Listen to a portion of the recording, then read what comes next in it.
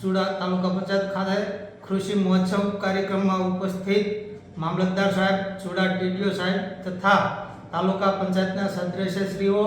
તથા જિલ્લા પંચાયતના સદસ્યશ્રીઓ, સંગઠનના હોદ્દેદાર તેમજ તમામ વિભાગના અધિકારીશ્રીઓ અને ખેડૂત મિત્રો તેમજ બહેનો મોટી સંખ્યામાં હાજરી આપી કૃષિ મહોત્સવ સફળ બનાવવા બદલ તમામનો હું ખૂબ ખૂબ હૃદયપૂર્વક આભાર માનું છું।